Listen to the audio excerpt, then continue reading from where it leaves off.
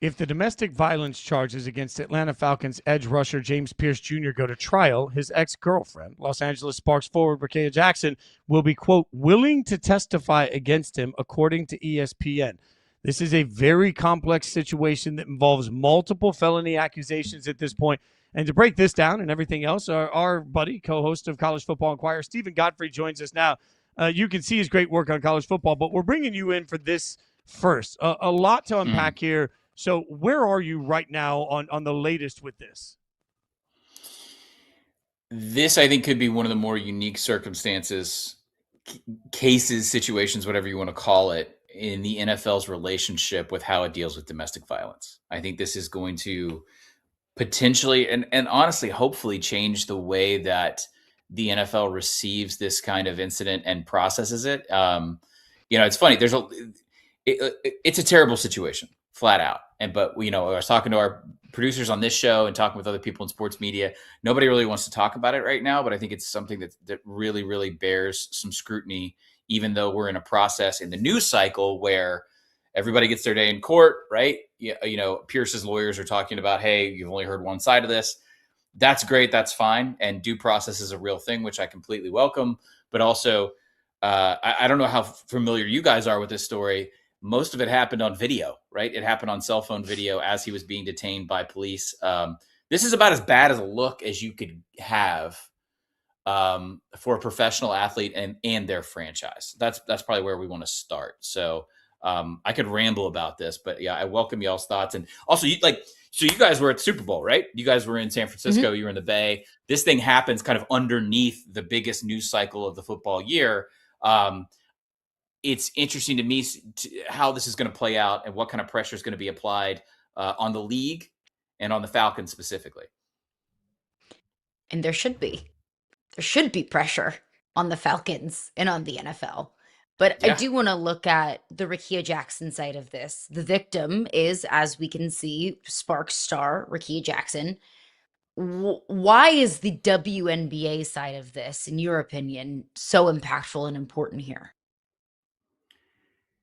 I think it's tricky to talk about, but I understand as a journalist why the WNBA hasn't said anything yet or issued a statement yet. But I'm curious, at what point in this process will the WNBA say something, right? Because this is one of their stars, one of their athletes. Nobody should kid themselves about the power and the influence of the NFL and where it has strengths and advantages in media relationships. Like, it just fortified its relationship with ESPN, for instance, right? So the coverage of this, and this is kind of why I wanted to talk about this today, I think people need to be mindful of how this is covered, the perspectives that are used, and whose voice is the loudest and whose voice is most recognized as we move forward through this.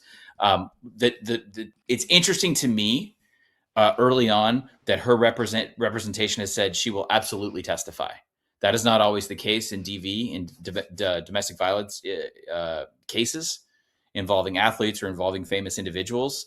I think that maybe potentially marks a change in how these are going to be received publicly. Like, I think this is me kind of gleaning from this, guys. Like, I don't have, obviously I'm not sourced on this, but what's interesting to me is that she wants to be vocal and she wants to be present in the judicial process and wants to have her voice heard.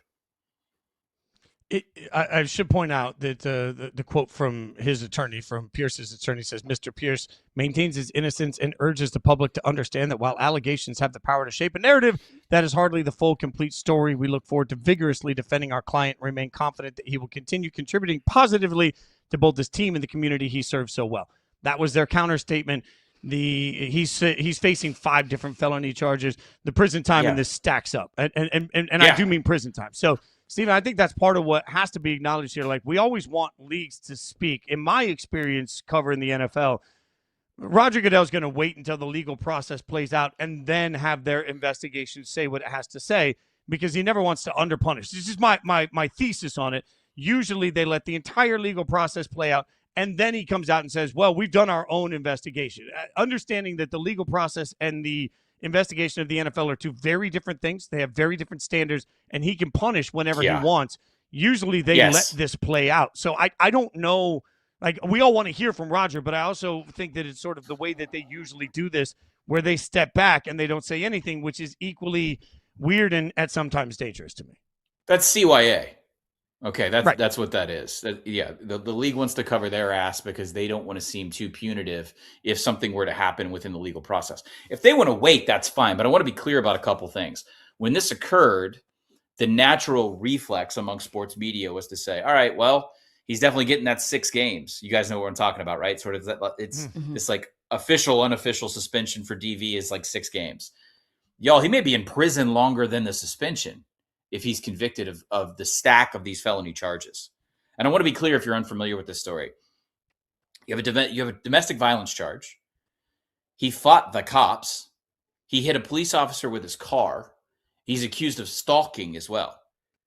This, again, this may be one of the most unique circumstances we've ever seen. And so my question is, does the NFL break its character or its pattern of behavior, Fitz, because of the egregiousness of this charge, or charges, I should say, the plurality of all this? That's what I'm looking for. I'm really interested in. You know, the Falcons had an introductory press conference for their new staff yesterday, I think, or 2 days ago. It was it was the boilerplate stuff that they had to do legally. Obviously, they're going to say, "Hey, it's disappointing. Can't really talk about it. We're going to let all that play out, et cetera, et cetera." I guess my question is, how can this just be 6 games? How could this, or if you doubled it, could it be 12? And if they cut him tomorrow, if they take the strongest moral high ground and they say, hey, James, one, you had character concerns immediately. And let me back up and say this, because I want to say this. Like, I'm a college football reporter. I have been for 20 odd years. I'm just an NFL. I'm a fan of the NFL. I'm not sourced there. But in the course of my work over the years, as you guys would understand, I've picked up sources in the NFL. It's not my job. But when the Falcons drafted James Pearce, I had some of the most ominous messages from sources of mine, just because they know I'm a Falcons fan, saying, wait, just wait. Just wait.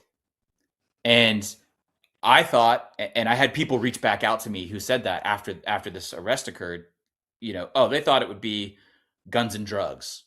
Like not that that's a simple crime or a lesser crime, but you know what I mean? Like guy got picked up, he's got a pistol in his car, that kind of deal, right? Or we're driving 120, bag of dope in the car, a little bit more rank and file transgression by NFL player standards. I didn't expect this, but there were warning signs about this individual from the very, very beginning.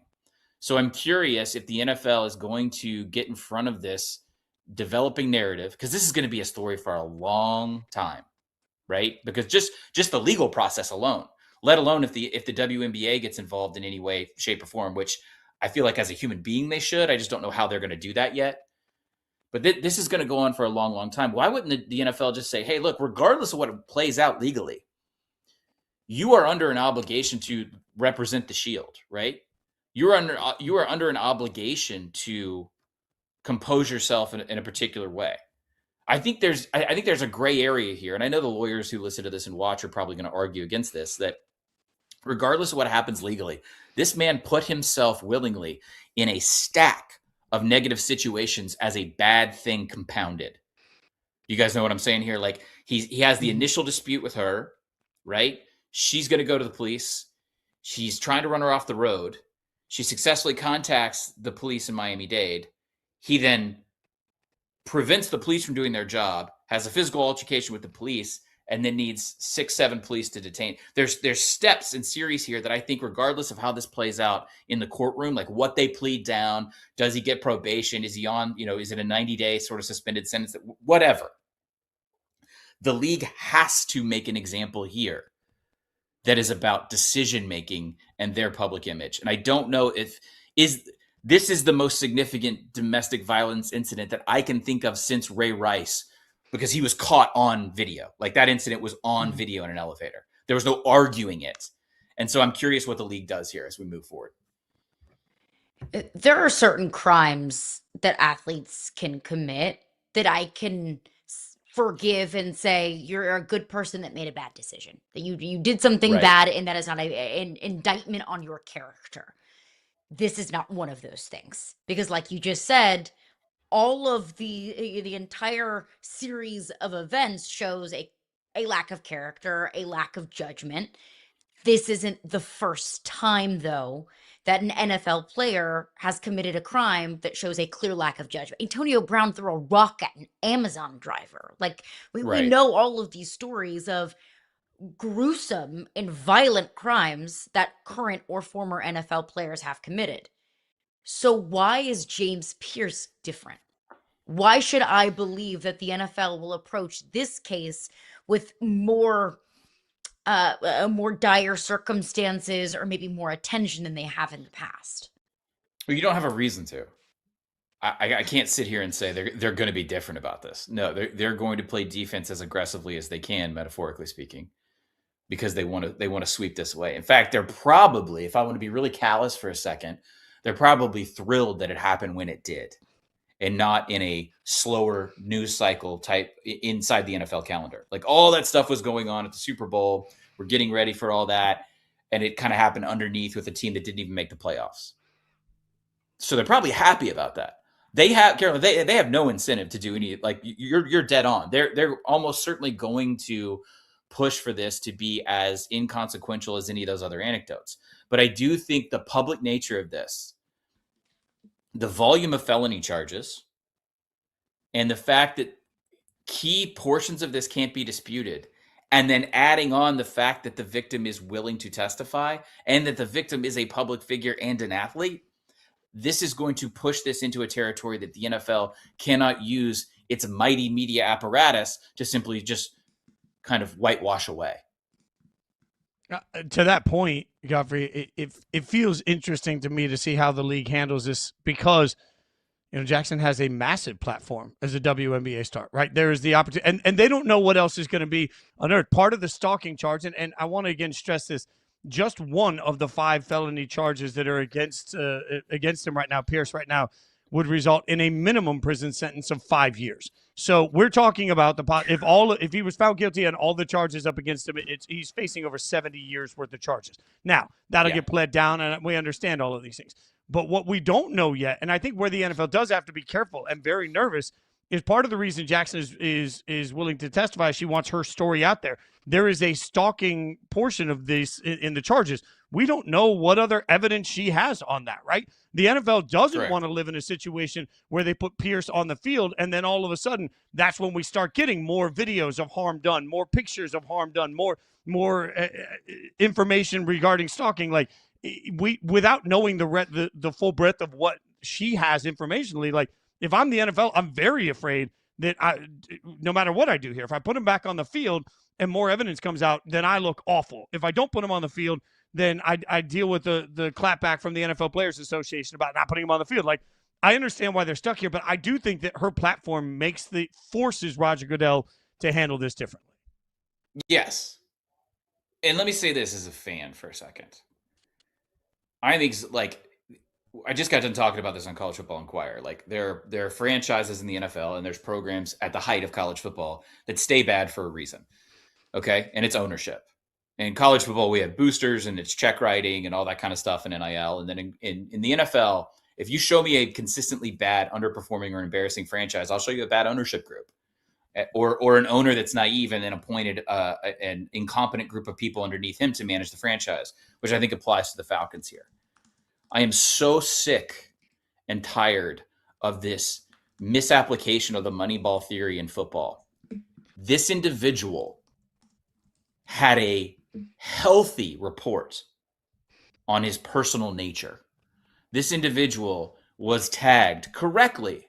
Now, sometimes the NFL does this in a really negative and disgusting way where you can affect an individual's draft stock. You guys are about to start doing this, right? Because it's February. We're going to go to April. We're going to start talking about draft stock. We're going to start talking about character concerns. Oh, well, anonymous scout says this, and it shows up on Pro Football Talk, and it's actually somebody grinding an axe. Like, I've seen this work against good players before, like good individuals. But this was not this case. People at Tennessee talked about this, where he played football and where she played basketball, I might add. People across the league talked about this. But the former GM of the Falcons, Terry Fontenot, and the Atlanta Falcons decided they're smarter than everybody else in the room. Okay? And if you can't look around the table and find the sucker, you're the sucker. And also, you're the Atlanta Falcons. So you should have figured out you were already the sucker. So I'm disgusted because This wasn't something that came out of the blue, guys. They were in such dire need, and I don't know if the producers can do this in time. If you go back and look at their lack of productivity in pass rush, it was historic leading into the season.